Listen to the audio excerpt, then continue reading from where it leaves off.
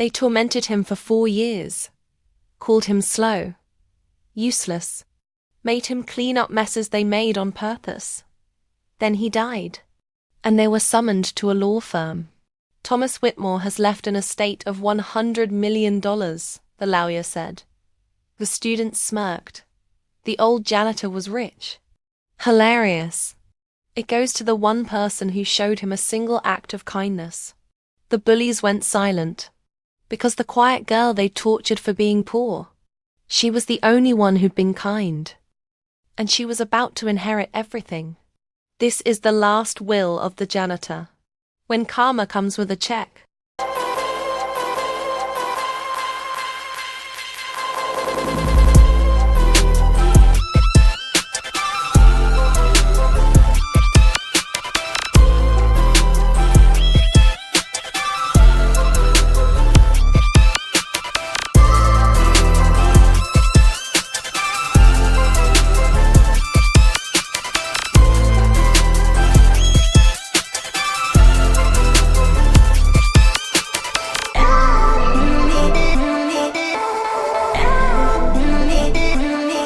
Prescott University.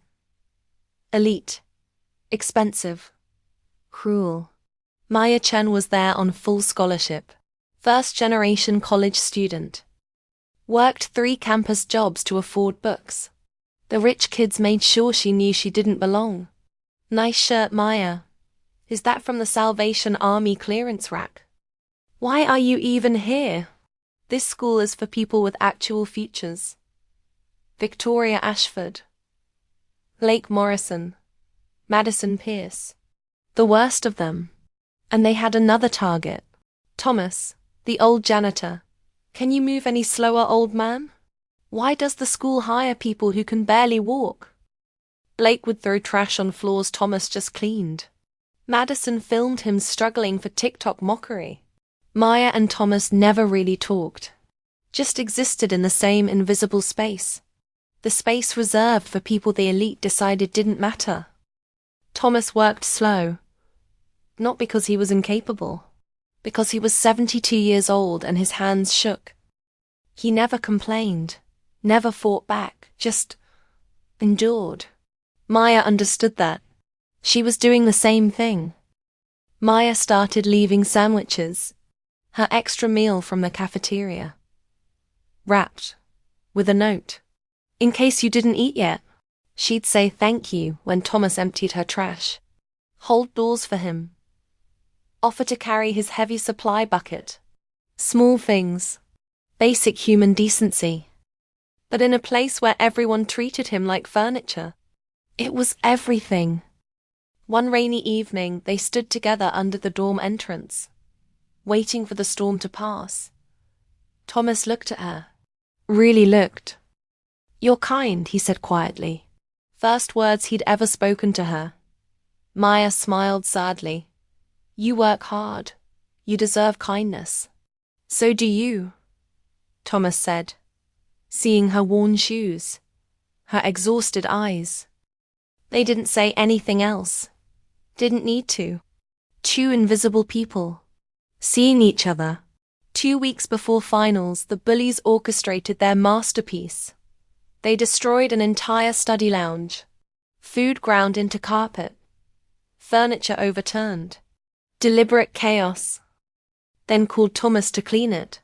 At 11 p.m. Filmed the whole thing. Dance for us, janitor. Faster, old man. Thomas cleaned. Silent. Dignified. While they laughed.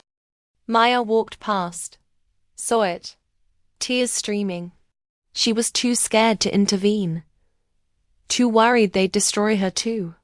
She regretted that forever. Finals week. Thomas didn't show up for his shift. They found him in the supply closet. Heart attack. Died alone. Students barely reacted. Finally. Maybe they'll hire someone younger. Madison posted it. RIP to our janitor LL. Maya cried in her dorm room. For a man she'd barely known, but who'd been kind to her in a place where no one else was. 2 weeks later, the letters arrived. The letters came on expensive letterhead. Victoria, Blake, Madison, and 2 other bullies. Plus Maya. All summoned to a law firm for the reading of Thomas Whitmore's last will and testament. The bullies laughed. The old janitor had a will. Probably left us each like $20. Maybe his mop and bucket collection. They went for the joke. The story to tell at parties. Maya went because the letter was official. Scared she'd somehow be in trouble. None of them expected what came next. Brennan and Associates. Top-tier law firm. Corner office with city views. The students arrived. Victoria in head-to-toe Prada. Blake in designer everything. Maya in her only nice cardigan. Thrift store, $4. They sat, smirking. This was hilarious content. Lawyer Marcus Brennan didn't smile. Thank you for coming. We're here for the reading of Thomas Arthur Whitmore's last will and testament. Blake snorted. Let's hear it. What did Gramps leave us? His social security check. Marcus's eyes went cold.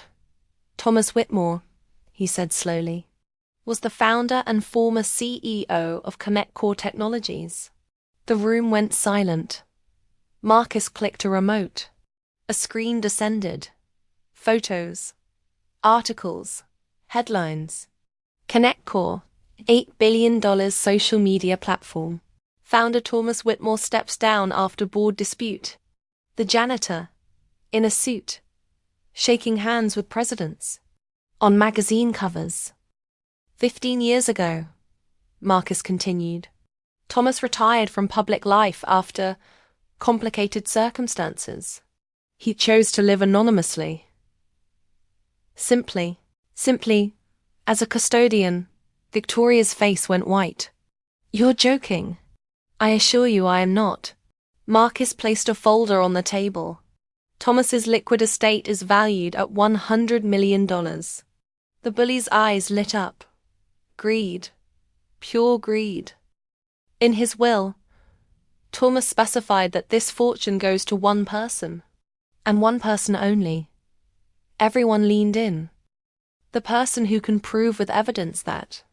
They showed Thomas a single act of genuine kindness during his 4 years at Prescott University. Silence. Blake shifted. Victoria's jaw tightened. Madison looked at her phone nervously. Marcus looked at each bully. Can any of you provide such proof? Victoria spoke first. Desperate. I said hi to him. Sometimes, when I passed him, Marcus's eyebrow raised. Do you have evidence of this kindness? Evidence? I didn't know I needed to document being nice.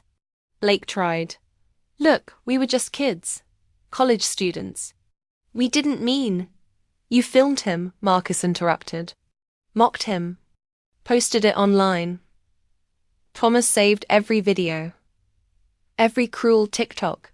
Every Instagram story. Madison went pale. So I'll ask again, Marcus said. Can a NY of you prove you were kind? Silence. Devastating, guilty silence.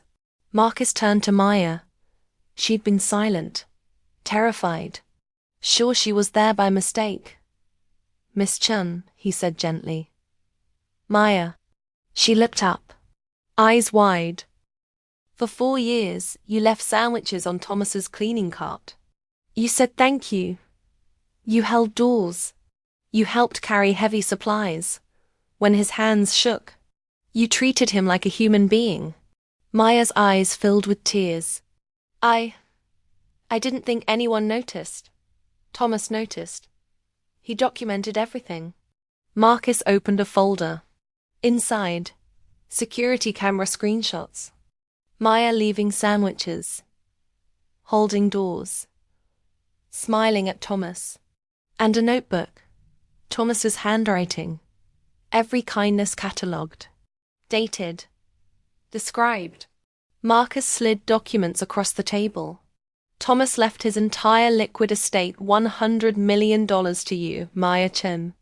Because you were the only person at that university who saw him as human. Maya couldn't breathe. Couldn't process. This can't be real. It's very real. The money transfers to your account immediately. Victoria shot to her feet. This is insane. She's a nobody. We didn't know he was rich. Marcus's smile was ice. Exactly. You treated him terribly when you thought he was powerless. That's precisely why you received nothing. But Marcus wasn't done. Oh, there's one more thing. The bullies looked up.